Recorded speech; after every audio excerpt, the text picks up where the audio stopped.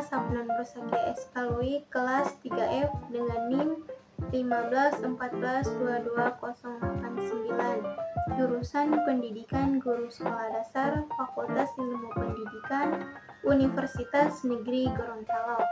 Pada video kali ini saya akan membahas materi terakhir, yaitu materi ke-10 tentang cara membuat bahan ajar dengan aplikasi-aplikasi dengan mata kuliah pengembangan bahan pembelajaran.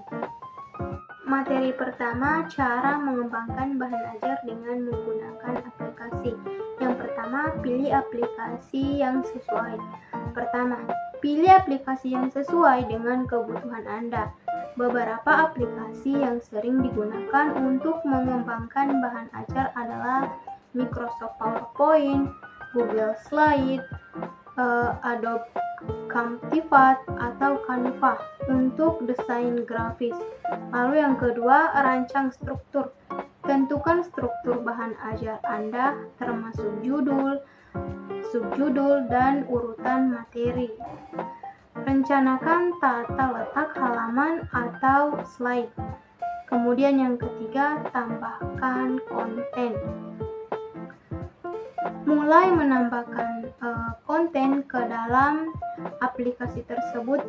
Ini bisa berupa teks, gambar, video, atau audio. Pastikan kontennya yang Anda relevan dengan topik yang diajarkan. Lalu yang keempat ada interaktifkan.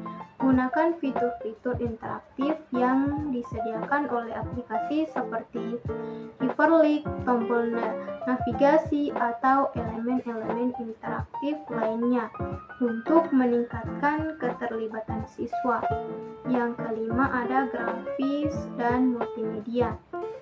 Jika memungkinkan, tambahkan elemen grafis dan multimedia untuk menjelaskan konsep dengan lebih baik.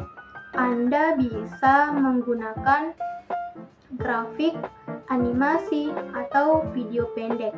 Lalu yang keenam ada uji coba. Selalu uji coba bahan ajar Anda untuk memastikan bahwa semua elemen berfungsi dengan baik dan tidak ada kesalahan. Lalu yang ketujuh, kostumisasi. Desain sesuaikan tampilan bahan ajar dengan branding atau gaya yang diinginkan. Pastikan agar desainnya menarik dan mudah dimengerti. Lalu yang kedelapan ada simpan dan bagikan. Simpan bahan ajar Anda dalam format yang sesuai, misalnya PDF atau PowerPoint, dan bagikan dengan siswa atau peserta pelatihan Anda melalui platform yang sesuai. Yang kesembilan, perbarui secara berkala.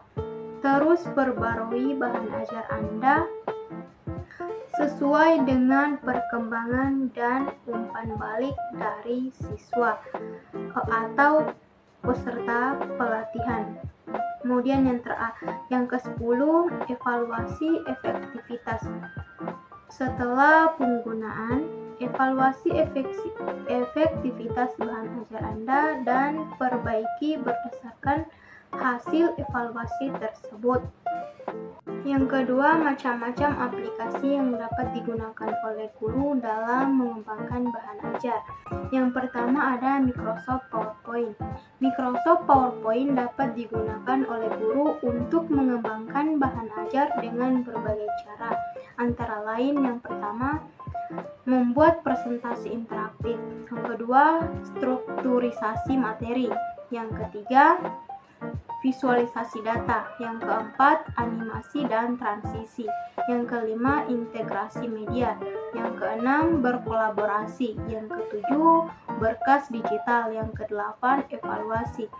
Yang kedua ada Google Slide. Google Slide adalah alat yang sangat berguna bagi guru dalam pengembangan bahan ajar. Berikut adalah beberapa kegunaannya. Yang pertama, kolaborasi online. Yang kedua, akses dari mana saja. Yang ketiga, berbagi dengan mudah. Yang keempat, kontrol versi. Yang kelima, visualisasi yang kaya. Yang keenam, integrasi dengan Google Drive. Yang ketujuh, bahan ajar interaktif. Yang kedelapan, pemantauan siswa. Yang terakhir, perubahan real time. Yang ketiga, Microsoft Word. Microsoft Word adalah alat yang sangat berguna dalam pengembangan bahan ajar guru karena memiliki berbagai fitur yang memudahkan pembuatan, penyuntingan, dan format dokumen. Berikut adalah beberapa kegunaan Microsoft Word dalam pengembangan bahan ajar. Yang pertama, penulisan teks. Yang kedua, format dokumen. Yang ketiga, gambar dan grafik. Yang keempat, tabel dan daftar.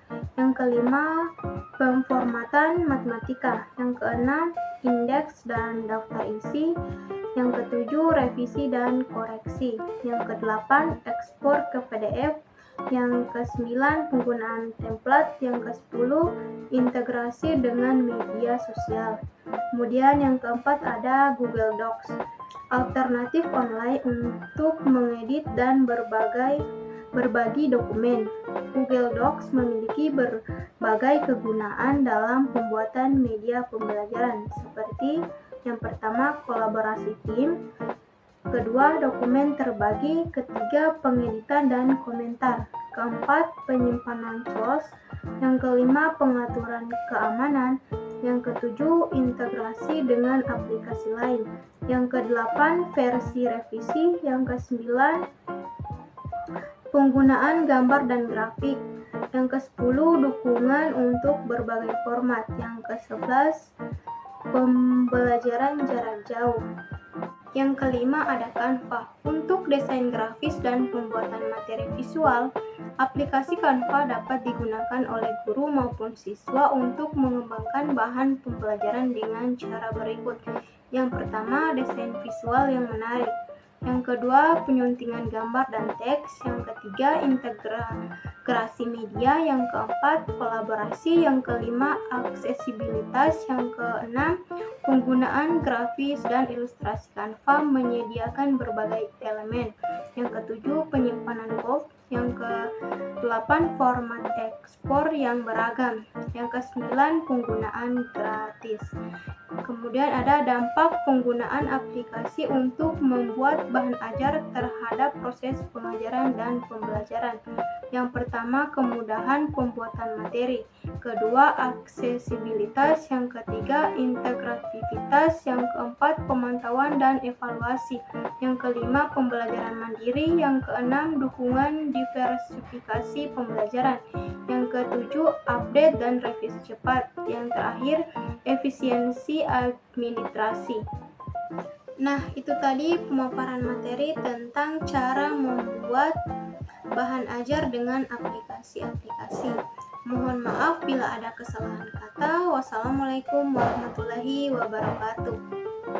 Make it clap, I got 3 old thoughts, new guap, where that thing, bitches on my line.